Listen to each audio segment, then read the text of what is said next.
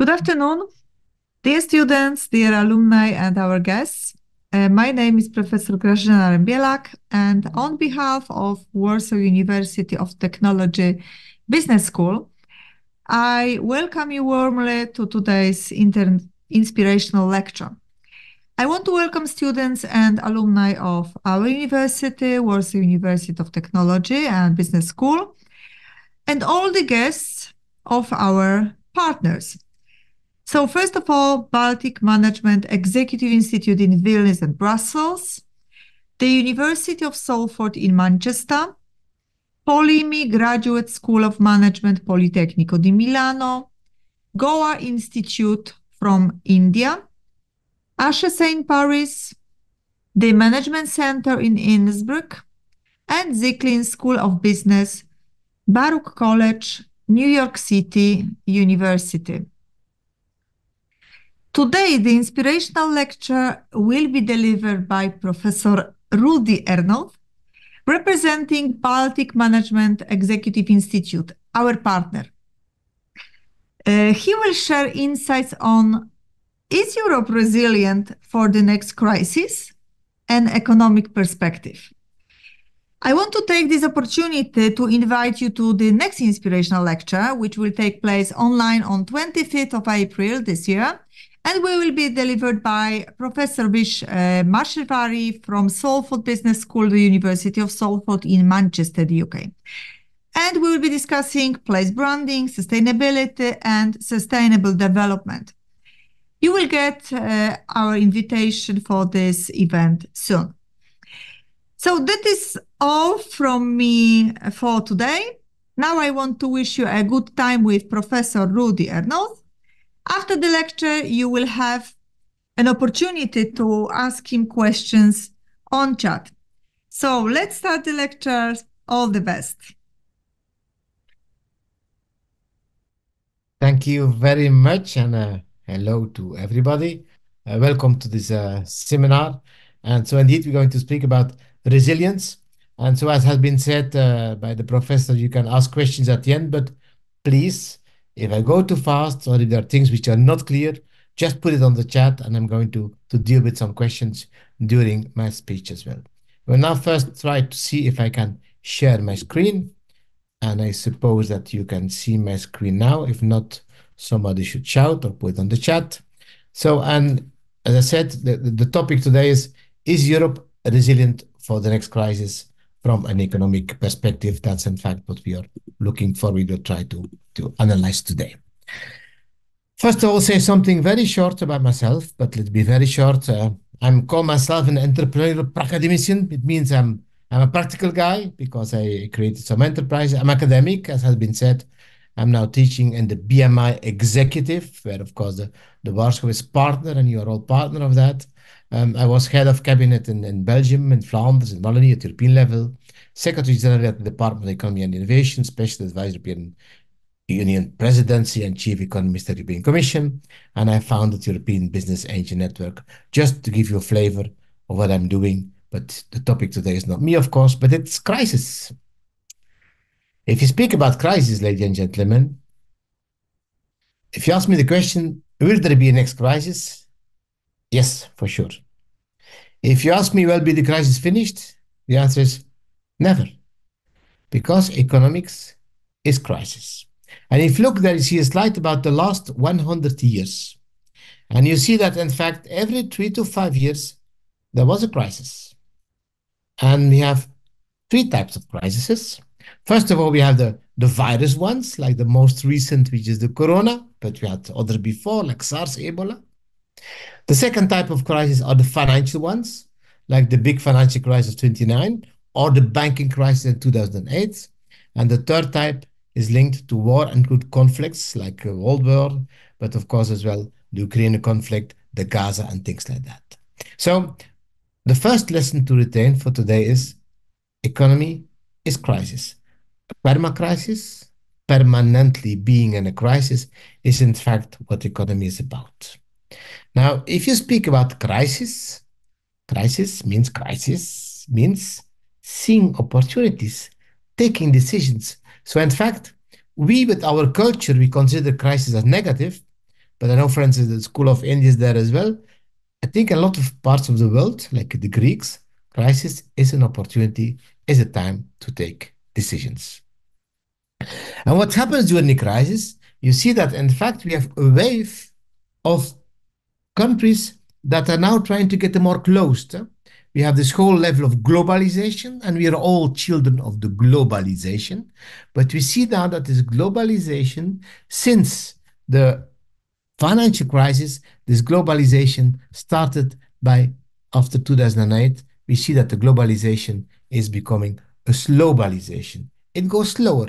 Now you can say, what does it mean? Well, let me explain what it means. The first thing, if you look to global trade, for instance, you see that global trade is going down. You see the green line is the merchandise, the dotted line is the total. You see that from 2000, we always had an increase until 2010, 2018, and now it's going down. We don't have again this high increase of global trade towards GDP. The global trade phenomenon is going down. And what you see, this is due to different factors. One of the factors, to give you an example, is the whole Suez Canal. And you see that, of course, with the problems in the Suez Canal, you've seen, if you look to the yellow line, how this traffic is going down. And the traffic is going down by, I go to the right side, tankers, dry bulk, and mainly LNG and LPG. So we see that, in fact, this world of everybody is doing trade with everybody, we are all happy amongst each other, this world is, in fact, a bit past. And if you look to another way of doing it, is what you call the non-tariff barriers. So you know what tariffs are, and we also said we're going to abolish the tariffs, which is the blue line. The average tariffs are no longer 10%, but closer to 5%. But at the same time, all the barriers which are called non-tariff barriers, non-tariff barriers is technical considerations, or for instance, rules which are linked with public procurement. There you see that today on world level, we have more than 70,000 non-tariff barriers. So this means that the world, which was a global world, becomes a rather closed world. And we can measure that by an indicator. And the indicator is called the RRI, the restrictiveness index we have. And you see on the restrictiveness index, I go to the right, for instance, the most restrictive country, I think you're not amazed, is China, then United States, then the OECD countries. If you look within Europe, for the colleagues of the University of Innsbruck, Austria is considered as the most closed country for trade, closed by these non-tariff barriers. Then there's Poland and, for instance, Lithuania, which is one of the partners of BMI as well. You see that they are much open. And the most open is, of course, Luxembourg, because Luxembourg, they have nothing else, in fact, than financing. You see, by the way, for our friends from Manchester, that United Kingdom is much more open than, for instance, Poland. Open means it's less restrictive, and that's, in fact, linked with the global trade. So the first message of today is we are no longer living in this globalized world. We are now living in a globalized world, a world with more restrictions, a world that, in fact, makes that trade is not so evident as it was before. This altogether means that we arrive at the growth level, which is much more slow than it was before. And you see on the general level that the growth level, in fact, you see, if I look to the world 2020, 2024 is 3.1%, 2025 is 3.2%. This is very low. And if you then look within the world, United States, we are at the level of 1.7, 2.1. If you took the euro area, 2024, we have a zero growth. We have some people saying we dream about zero growth. Well, they have zero growth. We have a city, we have a country, a continent with zero growth, which of course changes everything that we are used until now. Having friends in China, figures of 10%, 12%, it's over. We are now looking to 5%, 4%. So you see, this growth is in fact something which ended. And despite that, you see that today, of the global world growth, still two-thirds, 76% of the growth is based on India, China growth. And if you look to the whole of Europe together, we are at something like 7.1%. So only 7% of the world growth is linked to European growth. So we became, of course, less important than we were. The same if you look, for instance, to Africa, still 4%, but you see that China, 34, India, 15%. They are still, although the growth is lower than it was in those countries, they are still responsible for two-thirds of the global growth. And one of the elements of growth is, of course, and I'm going to look at the world. The first element, and of course, we are speaking about economics, but economics is about people. And if you don't trust in your country, if you don't trust your government, you don't trust in the future, there's no confidence. If there's no confidence, you're not going to consume, you're not going to invest. And you see, this is the business confidence index for the whole of Europe. It went, of course, suddenly down in 2023, which, of course, linked to the conflict of Ukraine. It went up now, but you see, we are still at the level that we were in the COVID years. We are still not on the level of confidence in the future that we were the last 10 years. And if you look this sector by sector, you see sector by sector, friends. I take the green line on the bottom. This is textile. You see that the textile sector is going down. The textile sector has less and less confidence in the future. Again, if you don't have confidence in the future, you do not consume, you do not invest. And we see that this is the main parameter of if an economy works well or doesn't work well.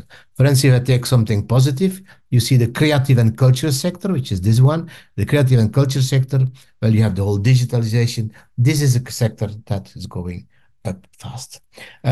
Because I know we are not a partner, but because here we are here in the Warsaw University, I wanted to say something about the economic sentiment. And this is, in fact, what you see the upper line. Let's look at the beginning of 2022. The upper line is Europe. So the Europeans, in general, have more confidence in the future than the Polish, which is the downline. But you see that since June, July 2023, the Polish population does have more confidence in the future than the global of Europe. If I say Polish population, what do I mean? We mean about industry, we mean about services, we mean about consumers, and we mean about retail and construction. And this confidence index, ladies and gentlemen, you see that this confidence index will lead, there's a huge correlation between confidence at one hand and the future economic growth of a country on the other hand. So the first lesson to retain, we are in globalization, and one of the big parameters is confidence. Confidence has been restored a little bit, but we are still below the levels that we were before the COVID crisis. If you are globalization, you have a lack of confidence, then you come back to protectionism. And that's, for instance, to start what the Americans do.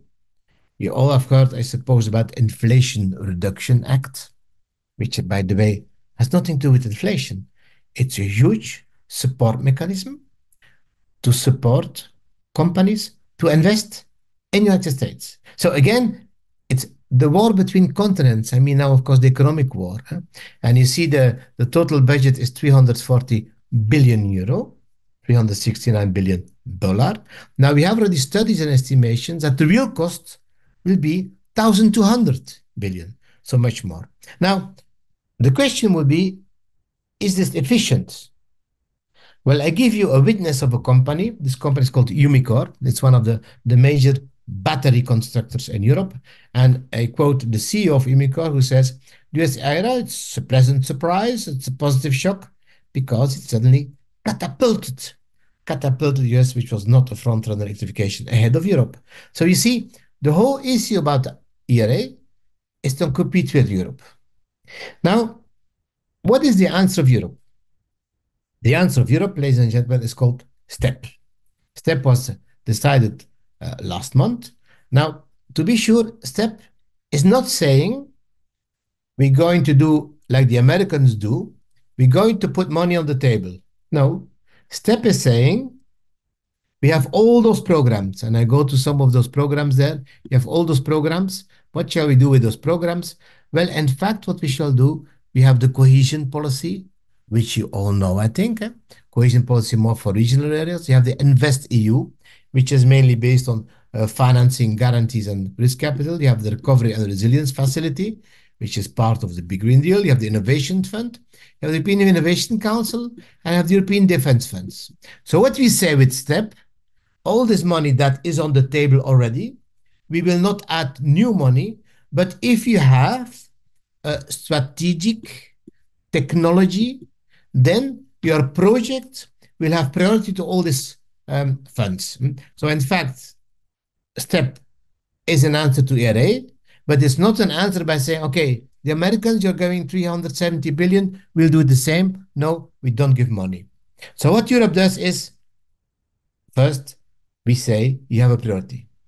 And then we say the second point, but Europe, as European level, we do not give money, but we're going to be much more flexible with member states.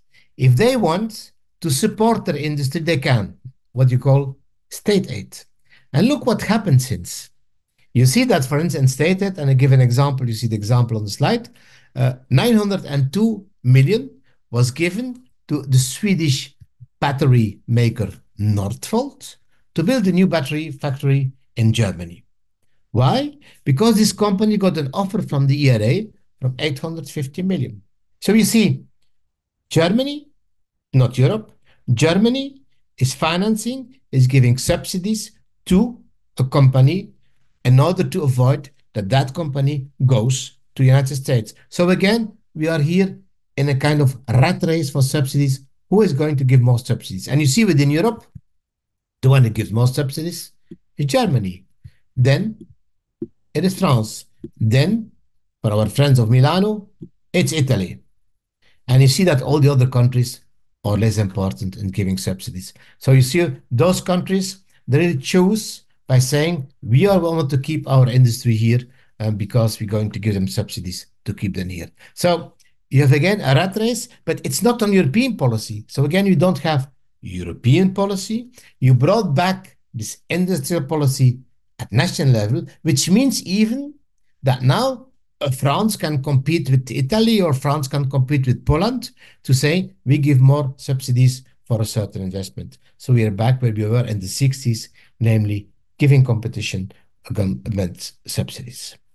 So one, confidence. Two, subsidies.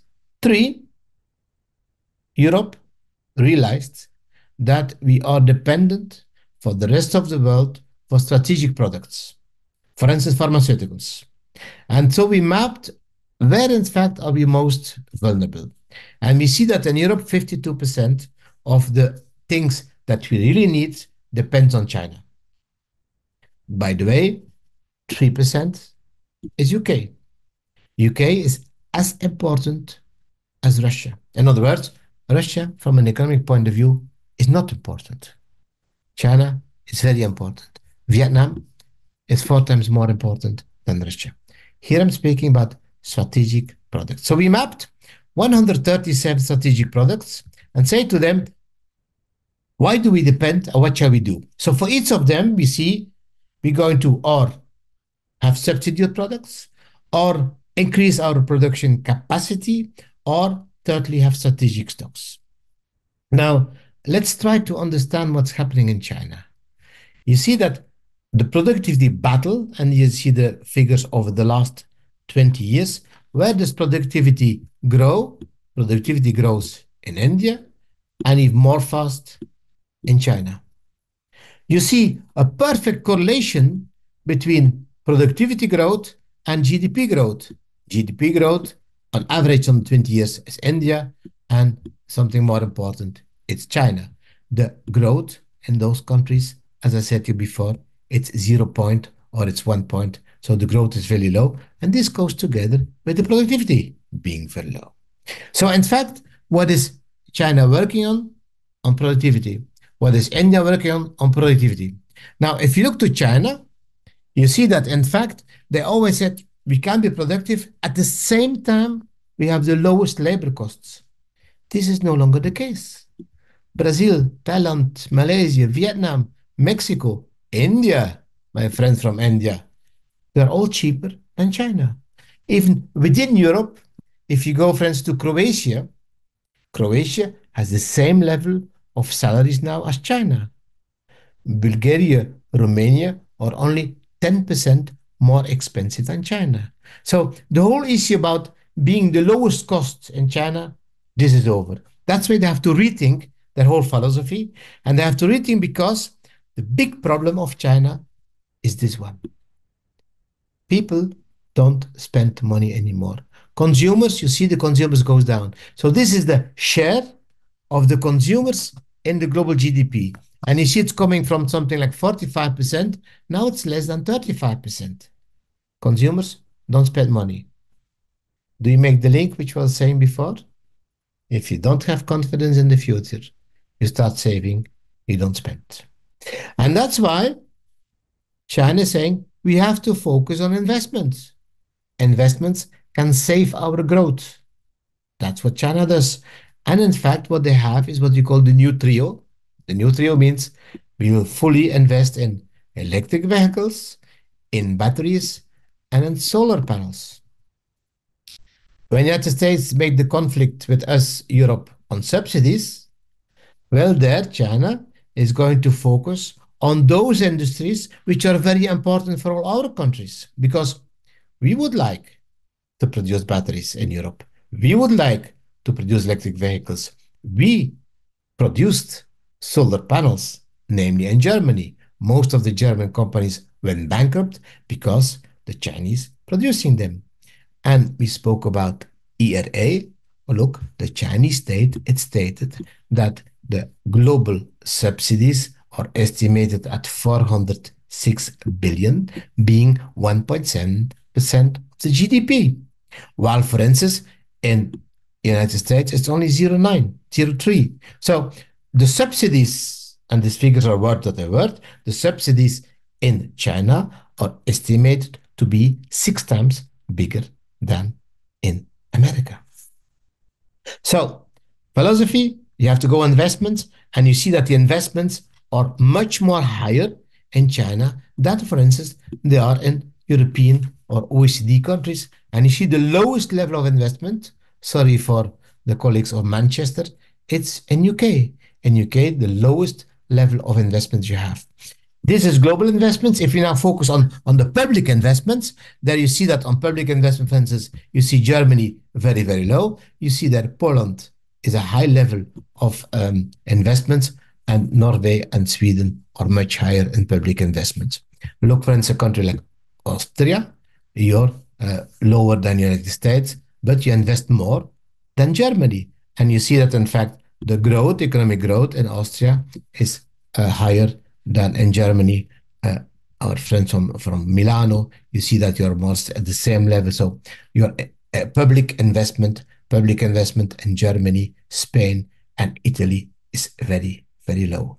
Public investment is, of course, one of the topics of growth. I will look if I can see my chats. For the moment, I cannot. Great.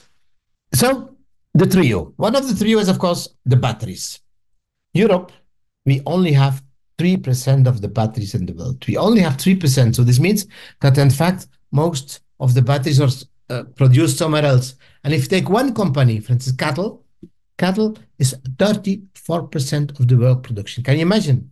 So even those who says we don't want to drive a Chinese car, well, they don't drive a Chinese car, but they have still a Chinese battery in their car because the batteries are made for 77% in China. Europe is only 3%. China will take over the world of the EV, of the electric vehicles, just like they did with the solar panels. And you see, the red one is China. In cell components, they are by far a dominant position. Battery cells, they're by far a dominant position. Electric vehicles. So you see that each time they are by far almost a monopoly in the whole process. And what they do, they look to vertical diversification, material processing, you see that as well, and even mining. They have a dominant position, which makes, in fact, that you see that if now you forget the Americans with the Tesla, that most of the cars which are now are sold are cars which are made by China. To give you an example, we all know BID, but I don't know if you have ever heard about Jack Ion Y. Well, this car has an increase in one year of 282% growth. Can you imagine that? To be honest, I never heard about that one. So the batteries, of course, they are 40% of the cost of Europe. And what we see now is interesting, is that now you see the planning for where you're going to produce this battery capacity. Well, so now I'm not focusing on China, but I'm focusing on the production of batteries in Europe. Who is the biggest producer of batteries in Europe by 2030? Well, it will be, first of all, China. It will be, second one, South Korea, and only then we have a European country like France and Sweden. And you see that these plants, they're going to have their plants everywhere in the whole part of Europe. So this is what will happen, that first of all, we're going to import electric vehicles, and secondly, the battery production will take place in Europe, but owned by South Koreans and by Chinese authorities. So the answer to the ERA was step plus giving member states the possibility to give subsidies. The answer to the Chinese position and the Chinese trio is resilience through open strategic autonomy. So will Europe be resilient? Well, it depends on the open strategic autonomy, which have three pillars. The first pillar is let's try to work with other partners, not only with China, not only with India, but let's try to find new partners everywhere in the world. That's the international partnership. The second thing, we should not wait until there's another crisis, like the corona crisis, and it's saying, oh, we don't have masks. No, let's see what we can do, and let's map at each moment what we should do for monitoring. So we're going to monitor the dependencies. And the third one, we're going to do some industrial alliances, just like the Chip Act and the Battery Alliance. These are the three pillars of the open strategic autonomy, and I'm going to focus now on these three pillars. First of all, the diversified partnership, we say we want to work together with any country on some conditions. The first condition is the country should have democratic values, good governance, we have equal partnership, it should be green and clean, security focused, and catalyzing private sector investment, not only public. If you fulfill those six criteria, then you are a new partner of Europe. And Europe is now looking into African countries, for instance, to make some partners there in that field in order to diversify the risk and not depend on the few countries which I showed you in the previous slide. So this is the first pillar of my open strategic autonomy. Second one, we're going to monitor and say, we mapped 137 factors and say, for all of them, we should have a new philosophy. And you see, for instance, one of the basic issues is pharmaceuticals, because we have a lot of companies making drugs in Europe, but we don't have the ingredients. The ingredients, they're coming from 95% from China. So this is the whole issue about health technologies. The second one is everything which is energy, which of course is a topic. I spoke already about the solar ones, but even on the wind industry, the heat pumps, we depend for a big part on other countries. And finally, the whole digital. And just to give you one example, we have the microelectronics, which is the chips. So we say, again, what should we do in Europe? Start producing ourselves, make substitutes, or make strategic stocks. So let's have a look at the microelectronics. We have what you call the Chip Act. The Chip Act saying we should be at a certain level better than the rest. So now, 2022, we had semiconductors of 3 nanometers. We want to be 2 nanometers and even below in 2024, which should make that Europe was now today only 3% of the market. The target should be that Europe has 10% of the global market share in the world. You see? And for each of them, we want to develop a strategy to make our European continent more resilient, less dependent from other parts of the world through the Chip Act, for instance. The Chip Act, another example I'm going to give you, is in fact the Battery Alliance. So we have an alliance, we have to already for raw materials as well. What does it mean? You bring together all companies in a certain sector, and you say, let's all work together. On top of that, of course, you're going to release some money in order to work them together. So the batteries, as I showed, is very important for the cars. And then you have the different companies that are working together. For instance, you have SGL, which is a Polish company. You have some Italian companies working together. And so we want all this, remember the case of Airbus, we want all these companies working together in an alliance in order to make that we in Europe can start again to produce, to develop, and to be on the top of the batteries for the future. That's in fact what we want to realize. So in fact, we try to make Europe more resilient by having an alliance, by having the strategic, open strategic autonomy. So recap, China is saying we focus on the trio. We say in Europe, okay, let's react by the open strategic autonomy. And let's think about, we have always the Green Deal. The Green Deal was, what was the topic for the actual commission. The actual commission is now going to the end. But we see you cannot be green if you're not industrial. So in fact, the point is now that the Green Deal becomes a green industrial plan. So it's not that we are now suddenly against the Green Deal, but more and more you realize there was some overshooting. And if you ask your companies to be green, green, green, at a certain moment it might be so expensive that perhaps they cannot compete anymore. We calculated, for instance, in Belgium, to give an example, that the green transition could cost between 3 and 5% of the turnover. So this means you take the turnover of a company, 3 to 5% will be the green costs. A lot of companies don't even have a margin of 3 to 5%. So this means that through the pure green, you might even create some bankruptcies. So the Green Deal becomes the Green Industrial Deal, and you have specific programs for clean energy, like the Repower. And then, of course, you have the reconversion and the resilience facility, making that you have, again, an industrial pillar. Industrial pillar based on 4 components. First of all, the environment of regulation. Secondly, the funding.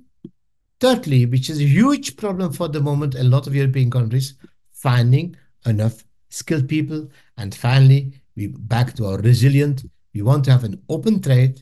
It's not a closed trade. We don't say that we want to close Europe, but we should work under certain conditions. And that's in fact what the Green Deal is. Now, one step further is CBAM. And if there's one thing, ladies and gentlemen, I want to retain from my intervention today, it's about CBAM. CBAM is standing for Carbon Border Adjustment Mechanism. What does it mean? It means, in fact, that if I produce, for instance, cement, to take an example, in China or whatever country, and I want to enter the European markets, then I'm going to say, okay, this cement has been produced in country A with a certain regulation on green regulation. We in Europe, in Poland, United Kingdom, whatever, we have to compete with them, but we do not compete on equal terms because we have more green regulations, which cost us more. So we're going to say, to compensate that, at the border, we're going to have a tax, a levy on imports that do not respect the same criteria. So what we're going to do now, 2024-25, is to monitor, to exactly calculate how high this tax should be. And the idea would be that CBAM enters into force in 2026. And then if you come in with, for instance, a car in Europe, we say, okay, does this car have the same environmental regulation?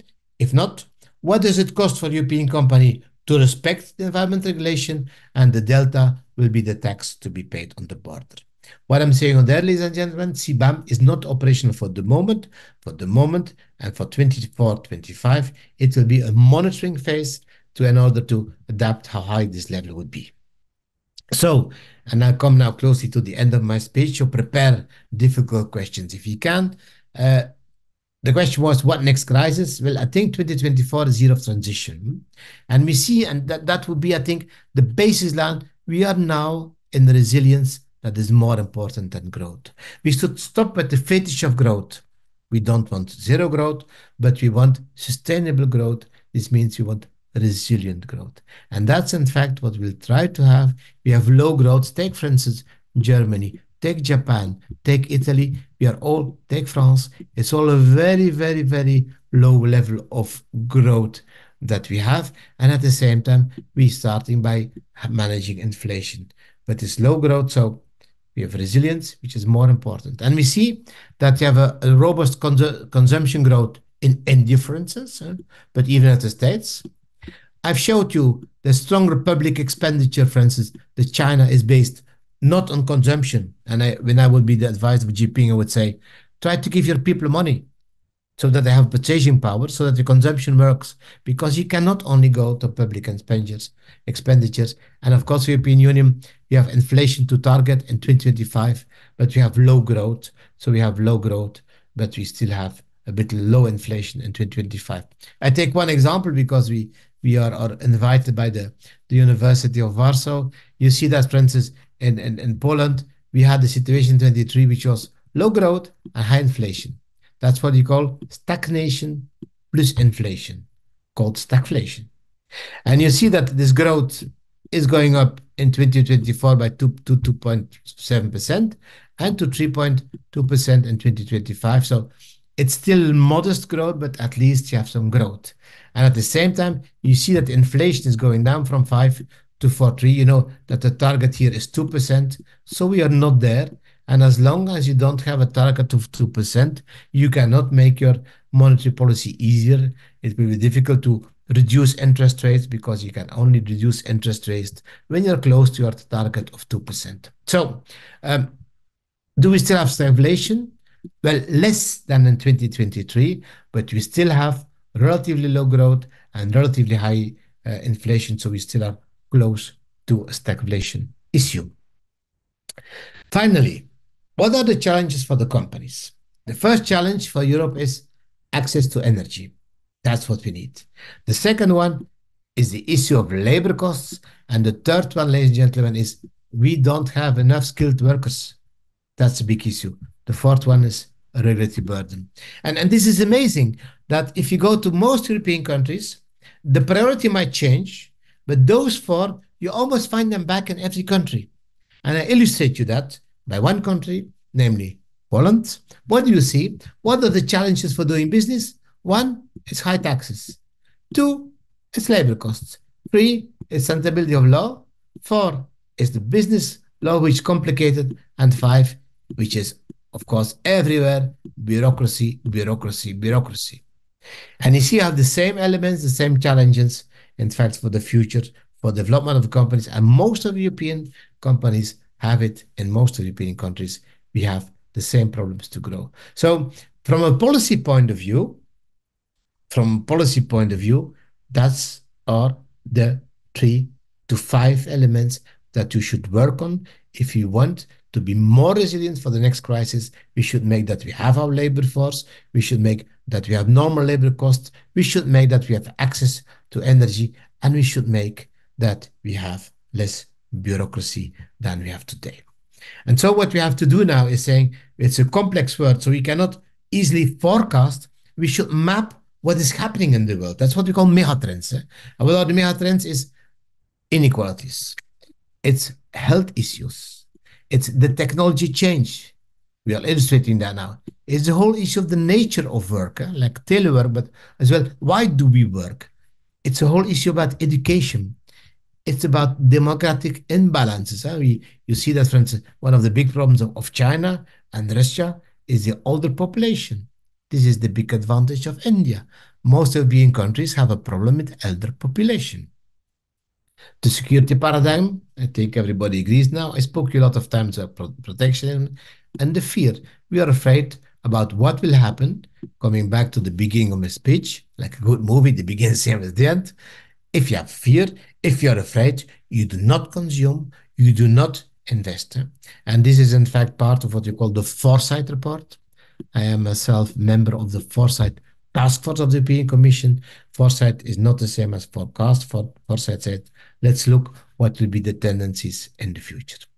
If you do not have enough of what I'm telling you, I would just tell you, read one of my books, and perhaps I might advise you this one, where I give you my view on the future on Europe, what should be the future of Europe be, and how resilient we can be. Now I'm going to stop sharing my screen and look at the chat if I might have some interesting questions or non-interesting questions from all of you. Thank you for your attention. And let me now try to see if I have a chat. If not, just drop your questions in the chat box if you want. But I see for the moment that my chat box is empty. So I'm not sure if somebody is going to raise a question. You can, of course, ask it directly as well if technically it's possible. And I'm going to use the example just to finish, to structure my speech saying it's important for Europe to be resilient. We have to fight, of course, between brackets in economic terms against the United States, who is distributing a lot of subsidies. So we have to do it. We should avoid that there's competition amongst countries. And secondly, we should look that we are open strategic independency. I will read the questions. I'm talking about the lack of work in Europe. What type is that we lack for here? I had the impression that highly skilled and qualified are abundant here. Well, again, I showed you thank you for the question. I showed you one of the challenges, and even high and qualified, it is a problem. It's not only underqualified, and you see that a lot of companies that are working in the future uh, technologies, they do not go fast because they don't find people. They outsource, for instance, to India because there you have people at an affordable cost. In most of the countries, like for instance, Germany, France, Belgium, the cost per hour is between 40 and 45 euro an hour. So it's very expensive, and you don't have the people. I must say myself, I'm teaching in the economic department, faculty of economics in the University of Ghent. I have in the last year 850 students. They all they all have a job already in April before they finish their studies. So we have really a problem of skilled people, and this is not only a question of education. It's I think sometimes a mismatch between what the labor market wants and what the schools offer.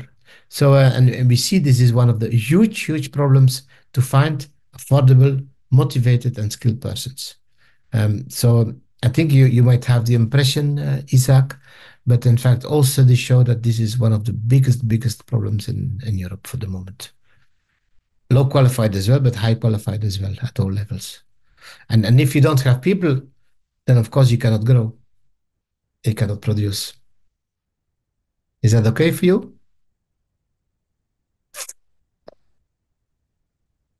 What do you see as the main advantage for Europe in this coming green industry, since price seems to be not to be on? Well, look, as I said before, personally, I think that we went in Europe too far with the green transition. Now, for 5 years, we're saying Green Deal, Green Deal, Green Deal. We all should go green. I don't say I'm against green, let's be clear. But green is very expensive. As I said, we calculated green is between 3 to 5% of the turnover.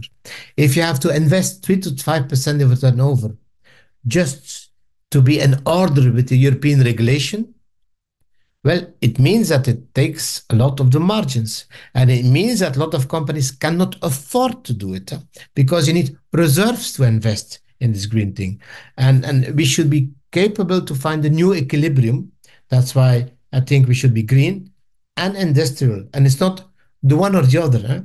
And it does not make sense to have a huge regulation in Europe where our companies are leaving, going to China, to Vietnam, wherever to produce because it's less regulated, because nobody wins. The planet doesn't win and the economy doesn't win.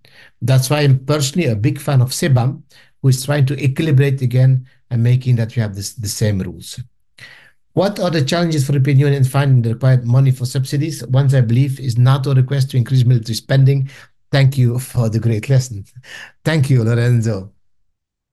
Well, this is a huge thing. What we did the last years with the European Central Bank, um, European Central Bank and Draghi, the Italian, and now Lagarde, we injected money into the markets. Roughly, we injected something like 8 trillion.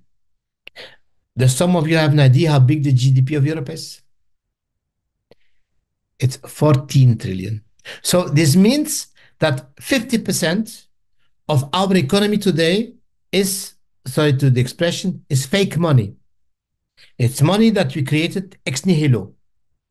So this means, in fact, that so much money is in the world that, in fact, is only created for the sake of making that we have again growth.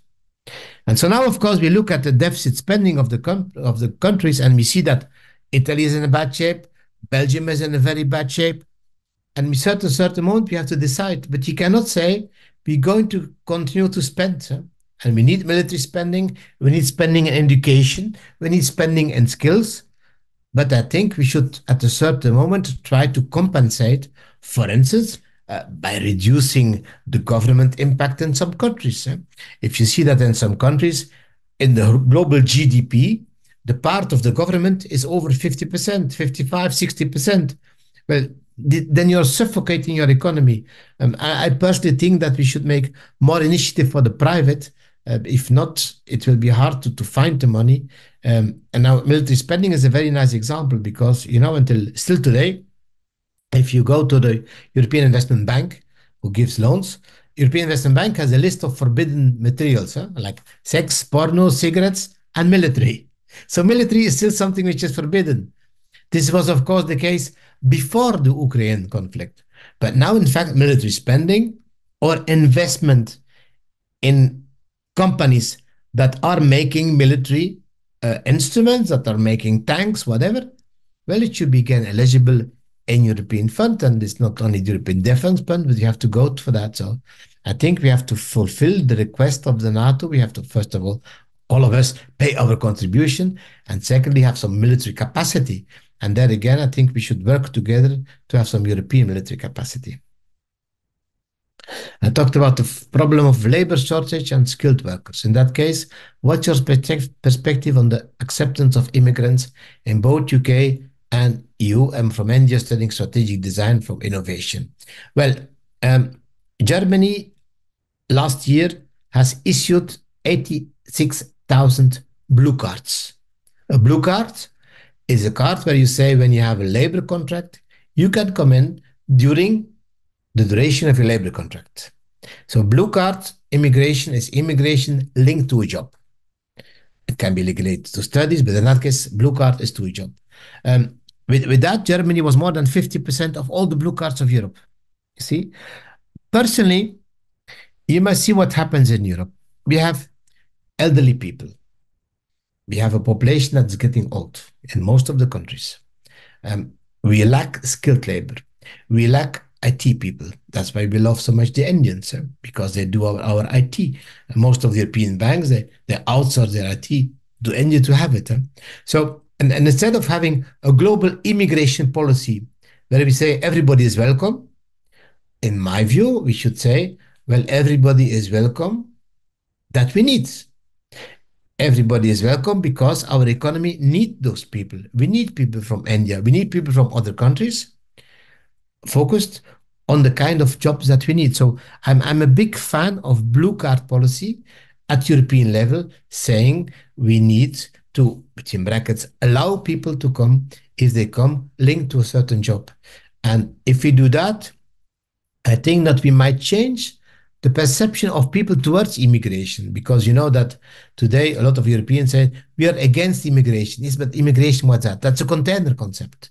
Immigration is not the same as, for instance, working on this specific element, working on concrete blue cards for concrete jobs. So I'm a big fan of blue cards, and of course, including for India.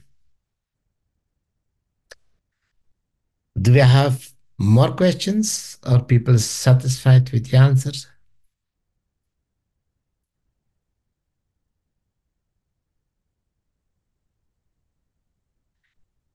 Well, then it was a big pleasure to speak to all of you, to Innsbruck, to Milan, to India, to Manchester, and of course to Warsaw. And let's hope that we meet each other for one of the next occasions.